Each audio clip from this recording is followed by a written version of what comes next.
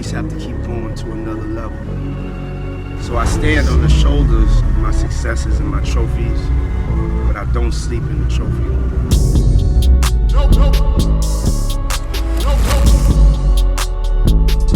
No sleep. What up, It's your boy Los Santonio. We're back, No Sleeping in the Trophy Room, Season 2 right here on REVOLT TV. And I'm back with a very special friend of mine, my brother Chief Johnson. Yeah. What's going on, my brother? My brother. How are you? Good, man. Great. Dope. Finally getting to sit down. Yeah. We've been talking about it for a minute. Absolutely, man. Yeah. Thank you for taking the time to step into the trophy, man. Really appreciate it. So Chief, man, there's so many places we can start, my brother, and I want to start where it all started for you.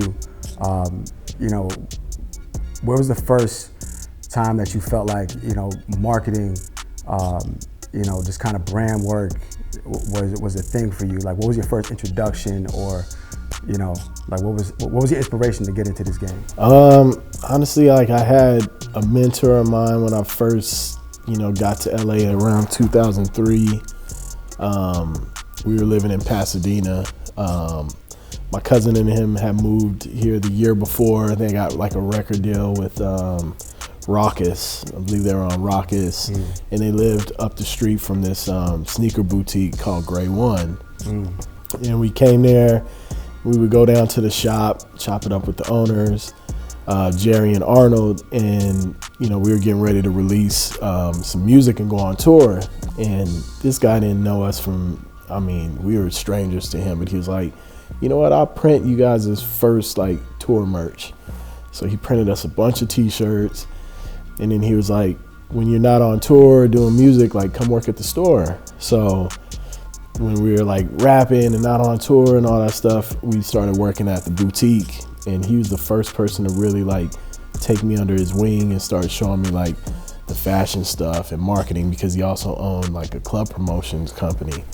So I started like doing that kind of stuff, like running the door for him, but learning about like the sneakers. And that's when I originally met like Nick Diamond and all the Crooks guys, and you know, the hundreds, like everybody was in the infant stage of like streetwear in LA. So, you know, Jerry Ming was like my first person that introduced me to like marketing and like fashion from that side of things. Right. Yeah.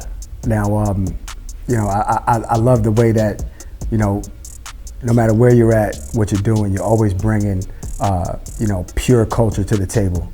You know, so from the block to the boardroom, you know, what's your thinking like sometimes when you're in these meetings and you're working with these companies? You know, the amazing thing is that the streets have a lot to offer. Yeah. Music, clothing, lifestyle, mentality. You know, talk to me a little bit about, you know, how do you identify opportunities within these companies to really bring authentic offerings to the table? You know what I'm saying? Yeah, I mean, I think for people like us, we come from that space, like for our whole lives. Like, you know, you grew up listening to your parents' music and watching their fashion, and then your aunts and uncles, like, you know, whether it was like, I had uncles who were like hardcore NWA fans, like they walking around and like cut off like Raiders jerseys, like Jerry curls, you know what I mean? Right. But then also too, like my older sister, she's listening to like Phil Collins and like rock music. And so I think you know, if you live in a community that's a melting pot and, you know, growing up, you know, poor or whatever, you're resourceful. So I think it's just in your DNA already, the authenticity that people these days talk about. Like, if you go to any company, it's always about what's authentic and organic. Like for us, it is what it is because that's how we were raised. Right. So I think, you know, from just taking that approach and then trying to identify opportunities that make sense, that I can look at and step back and be like, if I saw that, would I be like, oh, that's pretty dope? Right. You know, but you also too have to balance it because it is business, you know, and it has to be digestible at some level because not everybody gets it, you know. So it's also too being able to take yourself kind of out of that a little bit to be like, okay, I can't just look through it through my lens, but I think as long as you just keep it fly and at the core of it, you can stand behind it, then I think you'll be all right. And that's kind of how I approach it. Like, you know, not everything is going to be like exactly how you envision it.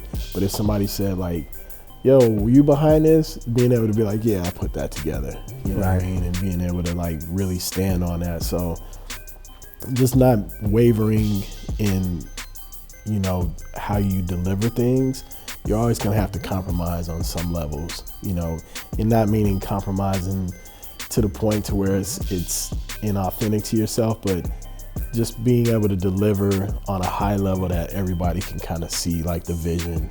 Maybe not at the beginning, but at least when it comes out, like, okay, like I understand why we did that now. Right, you know what I mean? Because not everybody can see the perspective of something from a wide lens. You know, a lot of people see things black and white. A lot of people don't understand things, but you know, it's up to you to stand firm in it and just be able to deliver it to where people, even after the fact, may be like, okay, that was cool, like that was dope. Yeah. Are there, you know, when it comes to, you know, business ethics, you know, again, from the block to the boardroom, you know, what are some of the differences that you find, you know, when you're in these offices, and you kind of, you know, you're navigating and you have to make certain decisions, certain things you have to say no, certain things you have to kind of bend a little bit. Do you feel like, you know, I guess, what are some of the places where the block and the boardroom meet and the block and the boardroom kind of just, you know, kind of separate? You know, are there any situations that you've been through that, you know, where you kind of felt like morally you had to stand on your own feet and really, you know? Yeah, I think, you know, I mean, I guess it's kind of hard for me this is my first, like, I mean, quote unquote, like corporate kind of, you know, working at Puma. But I think the way they move is a lot different. You know, they're very, they have a lot of maneuverability, and they do a real good job of like, this is why we hired you in this space to deliver these kind of things. Right. I don't think it's like that in a lot of companies, because you'll see it like, I think the past couple of years we've had like almost all major companies have had some sort of like thing go really, really wrong. Absolutely. Whether it's on some racial stuff or some messaging being delivered, and I think that's because they don't have enough people of, you know, of color, of our cloth, of our demographics sitting in places to help make these decisions.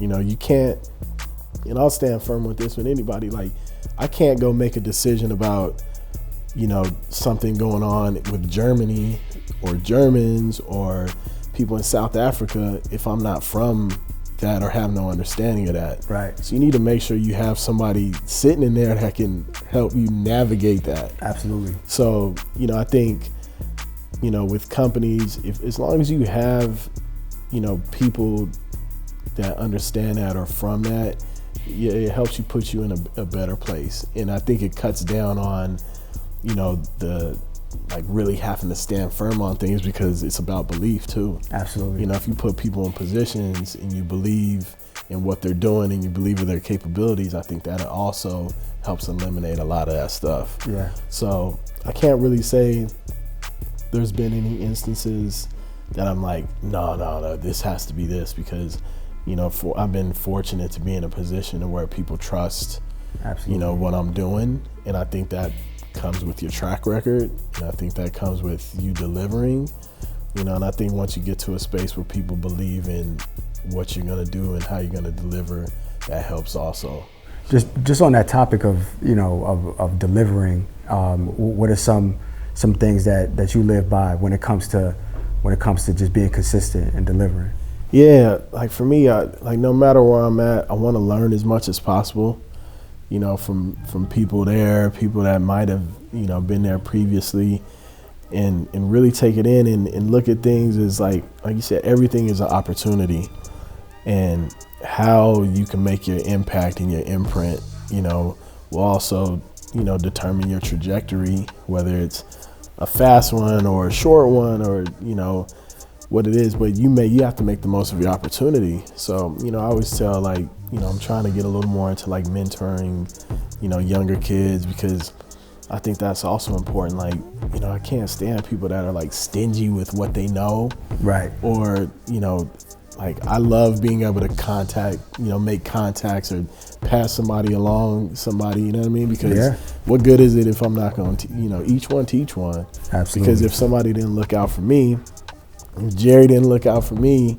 I wouldn't be able to be sitting here speaking to you right now. Absolutely. And we met through mutual people, you know what I mean? So it's like, if you look at it like that 6 degrees of separation is like 1 now. Mm-hmm. But, I tell everybody, like, they're always like, well, how did you, I don't think there's no recipe for it. I think it is, staying true to your word, trying to develop, deliver on the highest level as much as possible. Admitting when you need help. Because there's times still that I'm like, I don't understand this, or, I'll go to other people and be like, how would you approach this? Because you can never stop learning, you know what I mean? But, go to a place and really try to make your impact, because then you're not disposable also too. You're an asset, not an employee, but an asset, you know what I mean? So, we talked about it earlier, whether you're at Walmart or you're at, a huge brand or your own brand, like you have to go out and make people feel like I want to be a part of this. Because, I think now more than ever, people aren't so much buying into like brands, they're buying into the messaging or the people behind it. You know what I mean? And we talked, earlier about like somebody like Virgil. Right. It's not Off-White no more. People have bought into Virgil. Right. And, everything that he brings to the table. And that's dope to see, because that's so empowering to see somebody of our kind in such high positions. And I think now we have the platform. Yeah. And it's, you have to seize those moments. Like, I probably wouldn't have been mentally, not capable, but mentally like in a good space to work for a company like this years ago, because my mentality was a lot different. You want to rebuke the system, like, you grow up like corporate, like these corporate, all this red tape and you're just gonna be. But if you go to a place and you really like show your worth, it don't matter if you're at that place for 10 years or 2 years and you go on somewhere else, people will recognize that. And I think, Virgil is one of those people. Jerry Lorenzo is one of those people. Like, there's a lot of people that have, the blueprint of like, have set like this path to where you could be very successful, but it's about you seizing your opportunity, right? And doing it right. Like, I also believe in, I don't screw people over. If you don't rock with somebody, just don't rock with them. You don't need to go badmouth them. You don't need to go like out of your way to tear them down. Just keep it pushing. That's a fact. Because, you never know when your paths may cross again. Right. There's people that, I used to talk to 10 years ago, and we didn't talk, and then we see each other 5 years later, and it's like they're in a different position in their life. I'm in a position, we may be able to help each other, you know what I mean? Mm-hmm. So I always just look at like, be kind to people, like. You just never know. You never know, man. You never know. You never know when you'll need somebody, or somebody may need you, whether it's on a work front or just a friend front or whatever the case may be. So, I'm always constantly meeting people. And not everybody has to be your best friend, but like, treat people with respect. Yeah. That goes a long way, So you touched on, sharing information with people, and almost like how you tapped in with your OGs and, when you first stepped into the game. How important is it for you to share certain gems as you're blazing your own trail to other people? Because it's like, to your point, some people do like to, not share the information, and they feel like somebody else might have the one up if you share with them. Right. And that may not always be the case, but how do you feel about, how important is it to you to share that information as you blaze your own trail?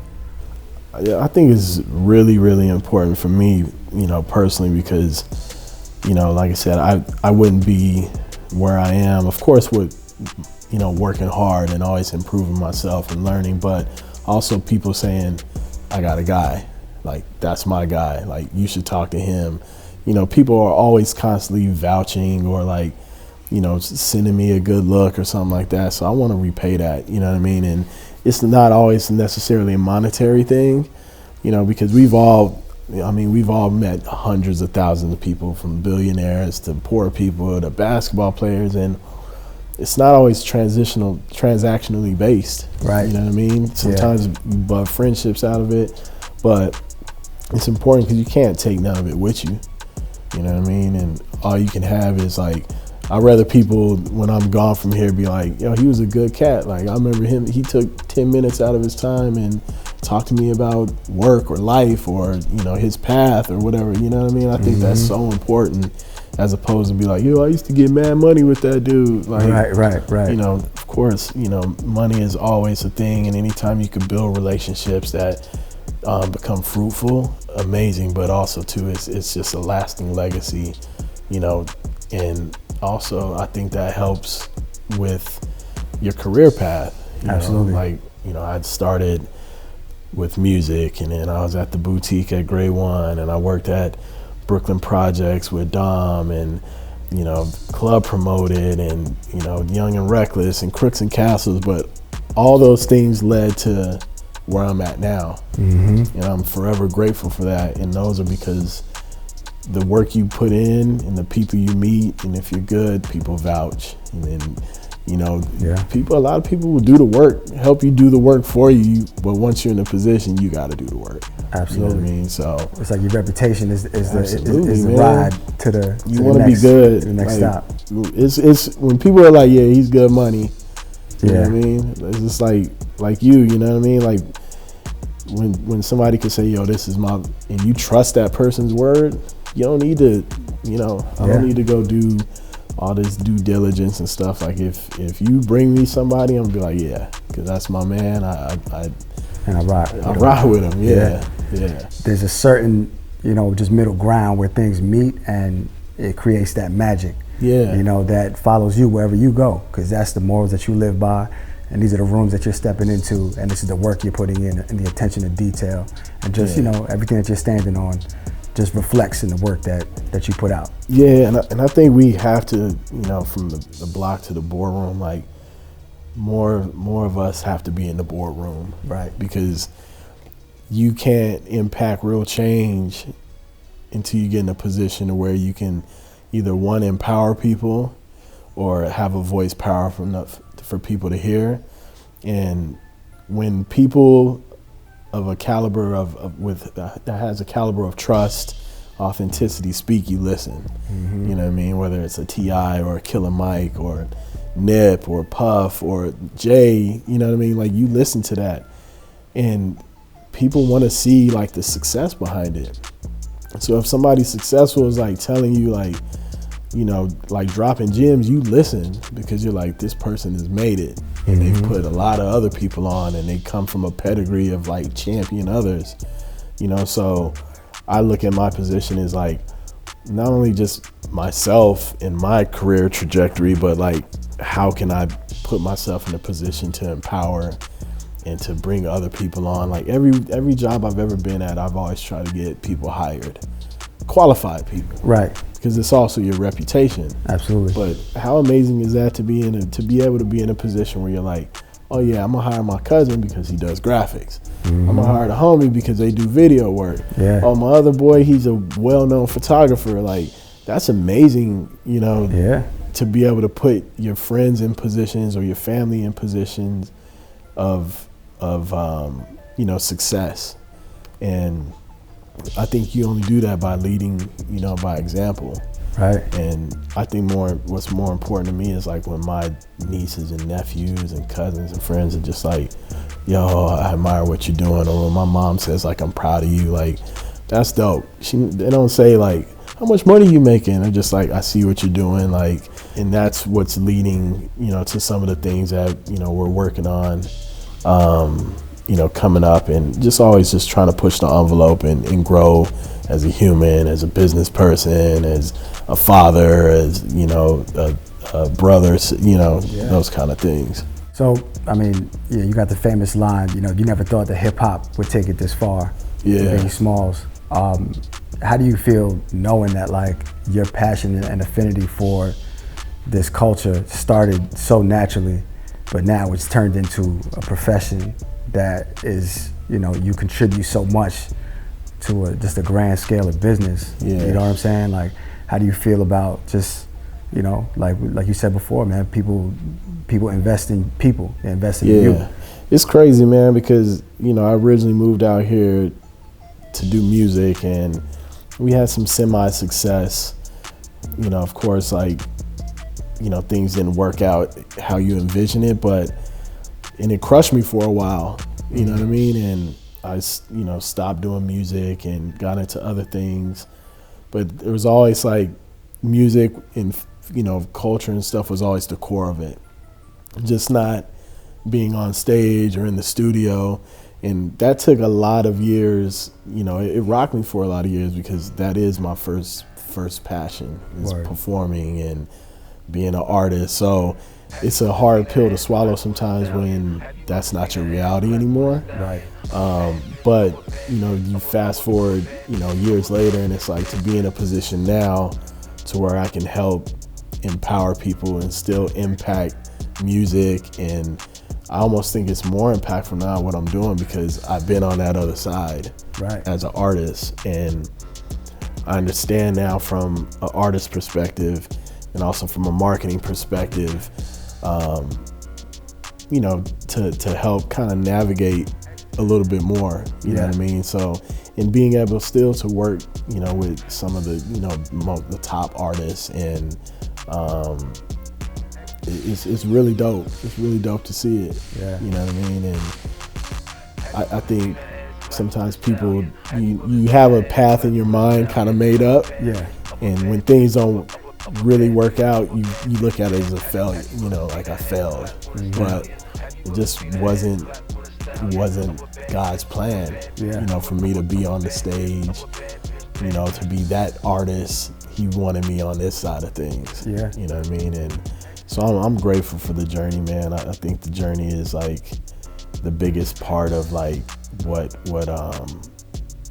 really makes you, you know. It's like being able to look at like everything from, you know, from young age to teenager to your adult life to, you know, being able to look 5 years out from now and be like, wow, you know what I mean? Because our timing and God's timing is completely different. That's a fact. You know, you always want to set markers for yourself and you always want to set like goals and those things, but you also too have to look at things and just say like, I'm just happy right here. Yeah.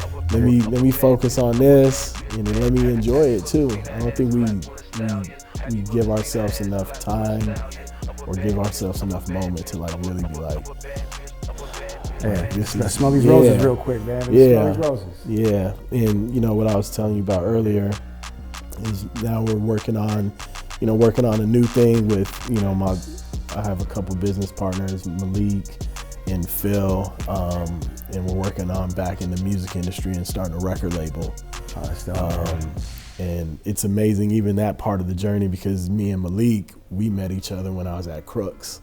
Word. And this is years in the making of like, you know, he's been a top executive in the music space for a long, long time. His music acumen and business acumen, amazing. Our other partner, Phil, is amazing, huge songwriter. But it's timing. Yeah. You know, we tried to go down the path before. And the dope thing when you rock with people that you're on the same wavelength, you know when things aren't right. Mm-hmm. And being able to, and I think that's a part of growth too, being able to step back and be honest, like, yes, that's not right now. Yeah, we're pushing it right now. Now. You know what I mean? Like, you can't force it. And being able to trust when somebody says like, I got something for us, you know what I mean? So I'm really excited about that. And, you know, once again, it's just like surrounding yourself with people that, you know, you have a similar outlook, but also too, like, you feed off of each other. Right. You know, and everybody understands their position and what they bring to the table and how you can really grow and make something amazing. You know, we talked about ownership and legacy, and you know, and I think that's the future for us, and you know, also still empowering artists and learning and growing and all those kind of things. But you know, it's the journey that leads to that. I see you got the God Will Rise behind your right ear. Yeah. Was there something that compelled you to connect those dots between Nip and Puma? Like, was that something that you felt came together organically? Yeah, for sure. You know, I met Nip the first time in like 2011, 12. Right. When I first got to Young and Reckless, and he was my first project that I did over there. Mm-hmm. And you know, I remember meeting him, and I was familiar with him, familiar with the music. You know, I can't say I was like knew all these things about him, but you know, he had this aura about him, and he also had the vision that even I didn't see back then. I remember when we were like working on the Collab product and stuff, and he's like, you know, I want to do Lettermans and sell them for $300, and I want to do skateboards, and I want to sell, you know, these hoodies for like $100, and you know, the product that we were selling over there was pretty cheap. So for me, I'm just like, damn, no one's gonna, you know what I mean? Right. But he had a clear vision of what he was building for his brand. And, you know, from then on, you know, we kept in contact, and, you know, he was doing his thing, I was doing my thing. And then when I came over here, he was like one of the first people I text. Word. And I'm like, yo, I'm at Puma now. And he was always like, yo, let's get it.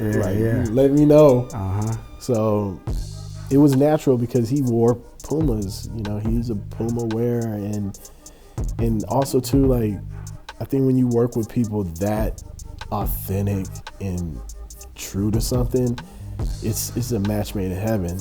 You know what I mean? It's seamless. Right. Like, I don't have to call him and be like, yo, can you wear Pumas to this thing? Or hey, can you? It was just like, he was ready to get it. It was a real partnership. You know, we talked all the time. And like you said, and he was also a teacher.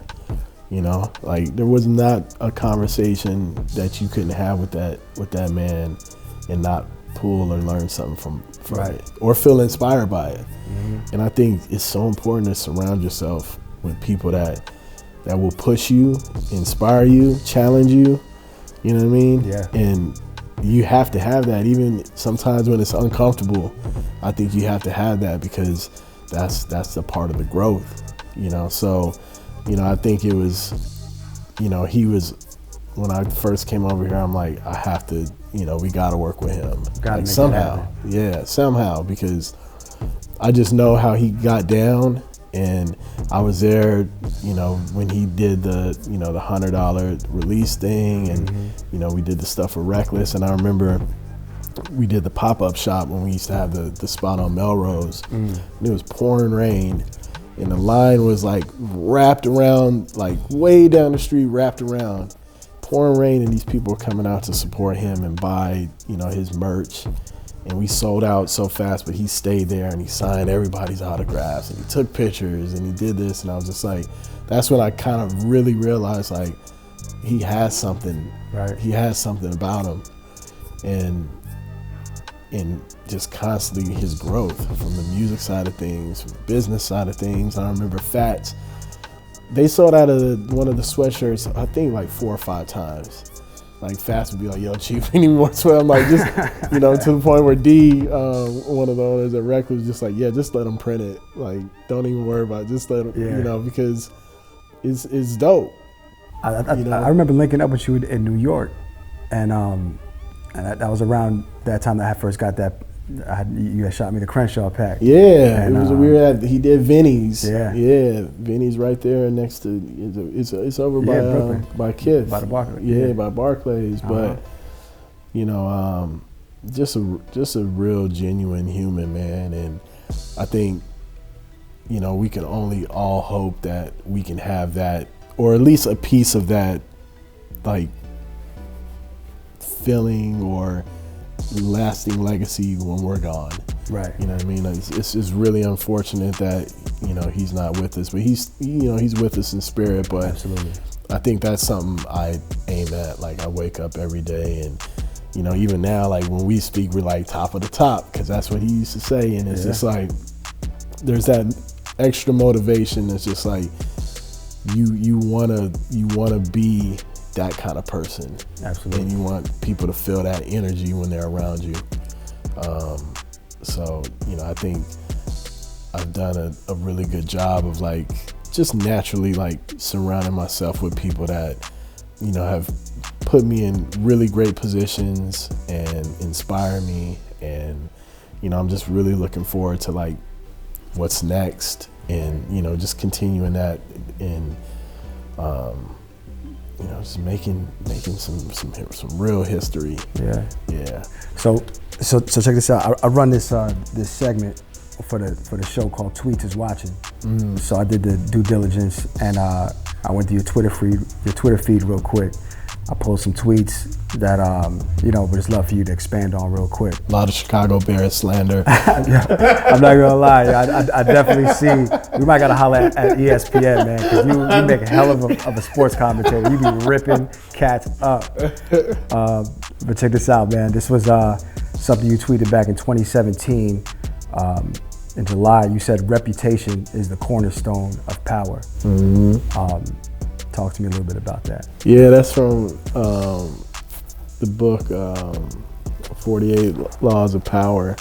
And when you really think about it, like, your reputation is one of the only things that really follows you everywhere you go. Right. Because especially now with like social media and like, you know, how we talked about like the degrees of separation is so small. Right. Like if one person goes, I don't rock with that dude, you're gonna be like, well, damn, maybe I need to, should I ask somebody else? And then if somebody else says like, nah, you know. So I think like your reputation, and it doesn't necessarily have to be like, he's the most amazing guy. It could be like, yo, he's a hard ass, but he delivers, you know what I mean? Or he's just a nice person. But I think those are the things that help you continue to like get to the places you need to be. Because, you know, if somebody picks up the phone and they're like, yo, what do you think about this person? They're like, yeah, you know, they're good. And those are the things we talk about, where it puts you in a position of power to empower, you know, not necessarily meaning like, you know, it can mean anything, like being in power of being able to hire friends, or being in power to be able to move into different rooms and locations and buildings and those kind of things. So I think it's huge, man. It's a huge thing. So Chief, something else you said that I thought was interesting was everyone wants the perks but doesn't want to do any of the work it takes to make shit happen. Entitled, lazy. Yeah. You know, I feel like that's super important, because a lot of people tend to emulate the end result and skip the process, you know, especially when it comes to cameras, footage, and, you know, when you skip certain processes, you skip the lessons, man. So please, just give me a... Yeah, and, you know, people, like you said, they want... Everybody wants the juice, but they don't want to squeeze, you know what I mean? Right. They don't want to get in there and get dirty. And, you know, I just remember, like, just coming up, like, all the things, like, whether it's being an intern or, you know, actually, like, back in the day when, like, Magic and all those stuff, like, actually building, like, the booths and stuff, and, you know, like, doing all the work that's necessary, instead of looking at those things, once again, is like, oh, I shouldn't be doing this, like looking at it as a learning thing, like, because we live in an era now where, you know, people just see the end results. Right. So everybody thinks like, oh, I just start rapping, or I just, you know, oh, I'm a brand ambassador now, or I'm this and that. But it's like, what have you done to actually put yourself in that position? Have you really done the work? You know what I mean? And I think that's, you know, important. You know, for me, that's why I love, you know, trying to mentor and tell a story. Is like, my journey has been so long, and it could have went a million different ways. You know, I don't have the answers of why I went this way, but I know I put in the work. Right. You know what I Absolutely. mean? I know I've worked weekends, nights. I know I've built things. I've been taking out the trash. I've done A to Z, and I had no problem with it because, I think more than anything, like, you learn from all that stuff, and it's just your outlook also too, and when people see that, they understand that, and they know the work ethic. It's just work ethic, man. Like, I see it a lot with interns now. They come in and they already want to work on like a project. It's like, I want to pack some boxes. Like, you know what I mean? Like, I know you want to come here and you want to sit in the office and you think you're going to be like hanging out with celebrities and all that stuff, but like, do some of the background work. Nobody wants to do the back work. Everybody wants to be in front of like in the front. And I think it's important, like, to do those things, because then you appreciate when you get to that position. You appreciate when you get to the position where you are the person doing that work and putting together the plans, or people are recognizing you. But I don't think you have a real appreciation for it unless you do the work. Do the work, yeah. So Chief, man, this is no sleeping in the trophy room. This platform is all about motivation, information, and sharing it with those who are seeking it, man. So every champion has their mantra, that phrase that they live by. It might be on if you're in the locker room, it'd be on the locker room before you slap it, before you leave the locker room, man. Like, is there a certain phrase or something that you live by, a daily reminder that that you wake up and think about when before you get started? Not so much, but for the past 3 years, myself and wifey have been journaling, and the whole book is just about being thankful. So every day I write down everything I'm thankful for. We've been doing that every day for the past 3 years. Wow. And that's something I also want my daughter to do once she can write and stuff. But it literally started as like, every day write something you were thankful about. And it'd be like one thing, but then it turned into like a bunch of things. And that's just to remember always there's so much to be thankful for. And I think for me, that's like my mantra, is just being thankful, being grateful. I try to wake up every day, have some quiet time, pray, read my Bible app, and just kind of reset and reflect. But then, throughout the day, just finding those moments, that you're just grateful and thankful about things, because then it helps keep things into perspective. Absolutely. Because you may feel like you're having the worst day, but then I'll remember like, oh, my daughter did good at school today.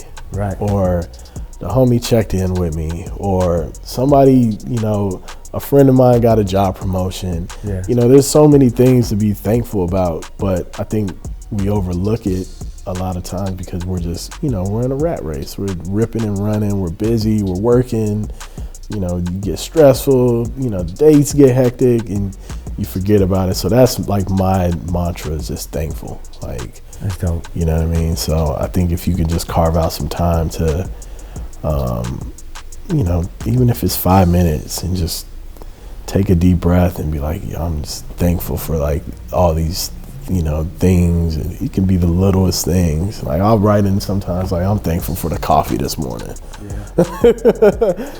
I'm thankful for fresh water. Like, little things we overlook that are huge. A roof over your head. Yeah. Like, especially living in New York or LA, like, how amazing is that to be able to afford to have a roof over your head? Yeah. You know what I mean? So I think I try to slow myself down to just always remember to be thankful, and that's kind of like my ride, and that's what it is. Yeah, that's dope, man. Yeah. So Chief, man, I want to thank you so much for taking the time to step into the trophy room. Thank you. Finally made it happen. Yeah, man. I truly appreciate it, man. Yeah. I'm inspired by your work, and I look forward to seeing everything that you're about to do, my brother. Absolutely. Appreciate you, my dog. My guy. Appreciate you, man.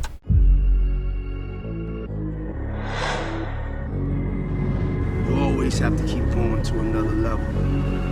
So I stand on the shoulders of my successes and my trophies, but I don't sleep in the trophy room.